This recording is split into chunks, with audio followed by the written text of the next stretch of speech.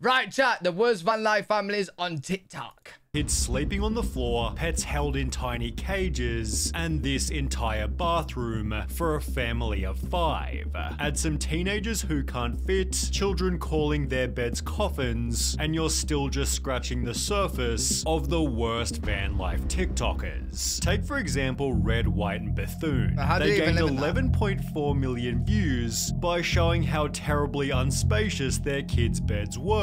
This should be illegal. Those kids are gonna suffer in that space, man. To make matters worse, the beds had rock climbing holds instead of a ladder, which their daughter almost fell from whilst trying to show they were easy to use. So Molly's gonna demonstrate getting in the bucket and show you just how easy it is.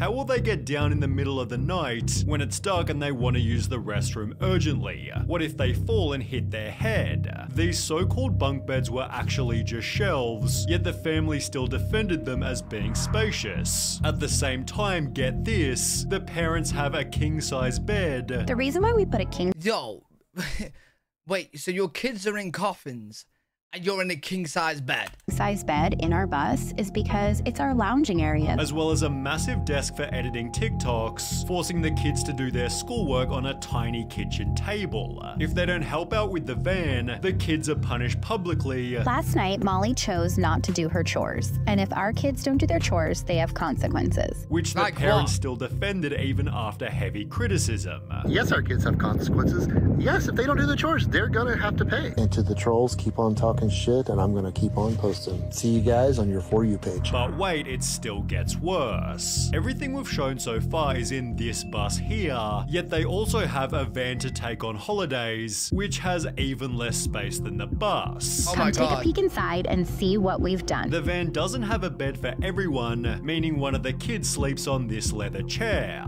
Maybe there'd be a bit more space if they didn't own 4 massive dogs, which are shoved in a tiny cage below the bed, yet they still have more space than the toilet. It's covered by nothing but a thin fabric sheet and sits right in the middle of where everybody lives. Wait, how are they big on TikTok, bro? Who watches this stuff?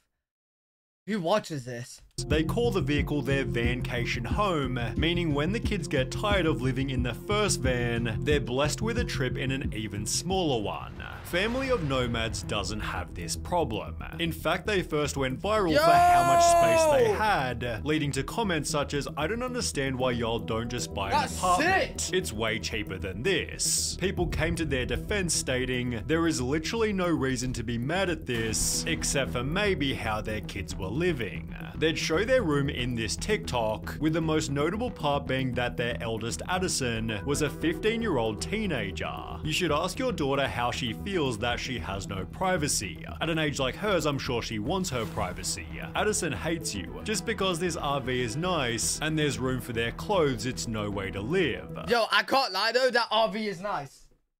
I can't lie though. Bro, what is my fan doing, man? It keeps coming off me, bro. No, stay. I can't lie, that fan's the van is nice, bro.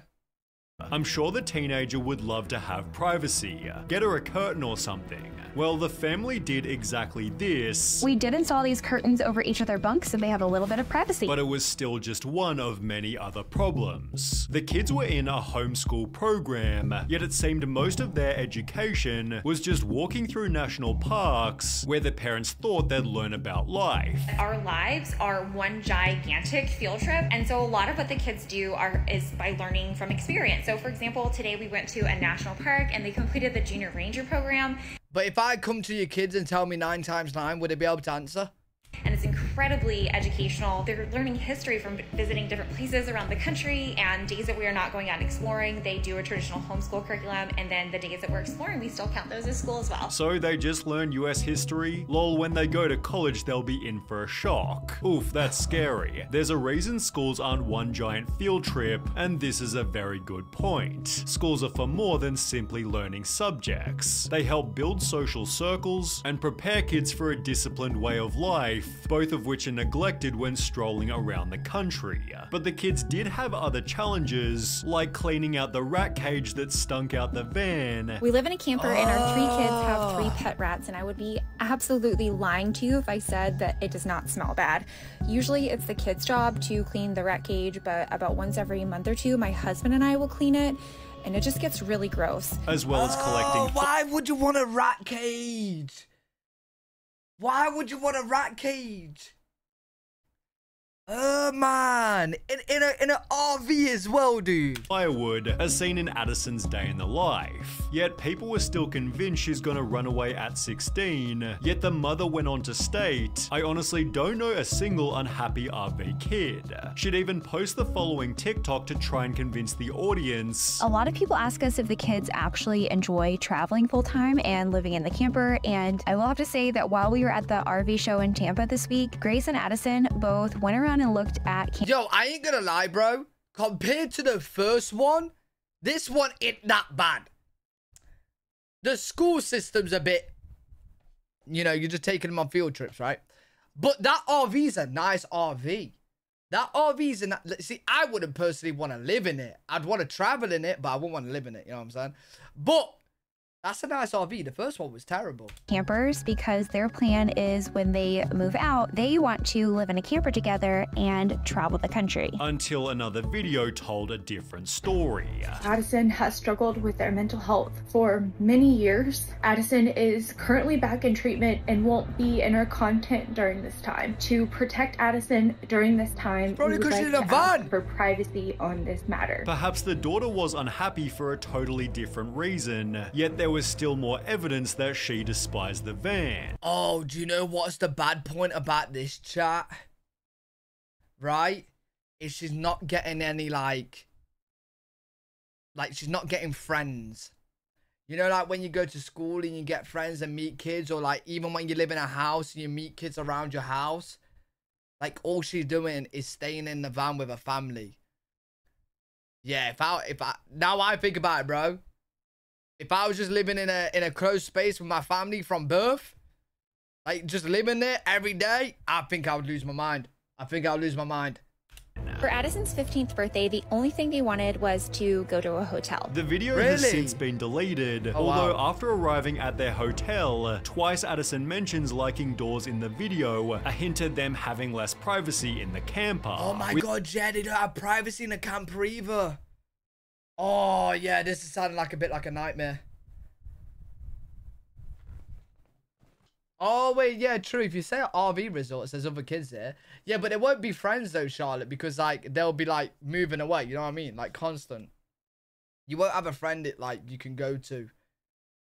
You'll keep having new people. With conflicting messages about Addison's happiness, people commented, "I can't wait for this gen of van kids to grow up and share their thoughts with the world," although this had happened much sooner than expected. On the r/offmychest subreddit, an anonymous account made the following post. "I'm a teen in a full-time RV living vlogging family, and I can't stand it. I hate it. I hate it so much. I hate being homeschooled. I hate not being able to maintain a social life. Right. I hate having so little privacy. I Right. hate having to pretend to be happy with this. We travel full time. I know, it sounds like a dream. I thought so too, but it's an effing nightmare. I just want a private normal life, but no." Yo, I think like an RV life would be good, like a month a year or something. You know what I mean? Like you do it with a family a month a year, not 24/7.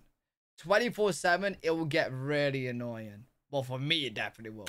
They had to ruin it with their crunchy way of parenting. Yeah, do it during the It's all summers. fake, by the way. Not what I meant when I said I wanted to take up acting. I'm frustrated all the time, I'm tired all the time, I'm bored all the time. Please stop supporting these channels. Stop buying into it. It's ruined my life and I can't say anything about it. In comments, the poster clarified, "I'm between 15 and 17 years old, and they were the oldest of 3 siblings," hinting it was Addison from Family of Nomads. Exactly who the poster was has never been confirmed, yet only a couple of months later, the family announced they were instead buying a house. Okay. Family of Nomads recently quit van life. Their kids seemed the happiest they'd ever been, while the parents were in tears as the RV was stored away. The eldest daughter has since vanished from the videos, with an unrelated comment summarizing what van life's like for kids. RV kid here. Let me tell you, RV is hell for children. I've been living in a camper with my 3 brothers and parents, and these past 2 years have been an absolute detriment to my mental health. Yes, it's an amazing opportunity I've been given to have seen all the places that I have, but I cannot recall a single positive experience anywhere I've been.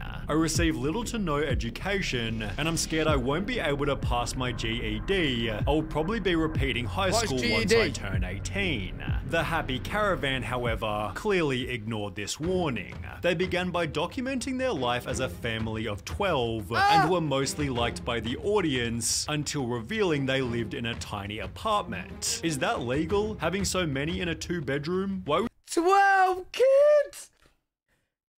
Well, family of 12! would you make the choice to have a family of 12 but not be able to provide them sufficient room/space, although their holiday setup was somehow even worse? They'd fit the entire family into one single Airstream, gaining 12 million views by showing how they slept. The 3 daughters were on a table converted to a bed, while another 2 slept below their brother, who was sleeping in a bunk. A different brother slept on the couch, the baby in its cot, and of course the 2 parents had their own massive bed. So what about the last 2 kids? Well, they got to sleep directly on the hardwood, described as not perfect but more comfy than a tent. You have 2 kids sleeping on the floor just for vacation and we mix it up. In our YouTube video, Dad is on the floor, which by doing some digging was seemingly true. Hilariously, after being criticized, the parents magically found Enoch a blow-up mat in the closet, but for the most part the family isn't all that bad, especially compared to Wild Family Life. Yo, 12 kids? Well, a family of 12, so 10 kids, bro, that's crazy, man. That would be a loud ass van when everyone's awake. That would, oh my days. They've been called the most hated van life family on TikTok, mainly for their bizarre family dynamic. The page is run by mother Nadine, who lives in a van with her 3 kids, along with both her ex-husband and her new boyfriend, who she refers to as a homeless junkie she met on the streets. According to her TikToks, they're not polygamous but live together in harmony, being able to do so because they have the biggest front yard. The criticism, however, always extends to the kids. They call their education program homeschooling, world schooling, travel schooling, adding they help whenever necessary, but they don't follow any official program. Technically, I don't follow any curriculum, but we have this app my kids learning with. They set their times each day. They do that by themselves. There's nothing I have to do. Help them if needed explains everything. Doomed to fail. They'd respond to the Bro, we started off bad. How are you living with your ex-husband and your boyfriend? How are you living with your ex-boyfriend, ex-husband, and your boyfriend? Like, who's doing that? Who's doing that? The hate with the world's most hippie message. The only way to deal with an unfree world is to become so absolutely free that your very existence is an act of rebellion. Adding their kids are extremely satisfied with the life that they're living. People think, oh, poor children, poor children. But trust me, my children, they wake up with a smile in their face. They go to bed with a smile in their face. Yet it's perfect to finish with this comment here. When I was a child, I would have been very happy to eat nothing but candy and potato chips all day. Right. But my mother did not let me because she knew better.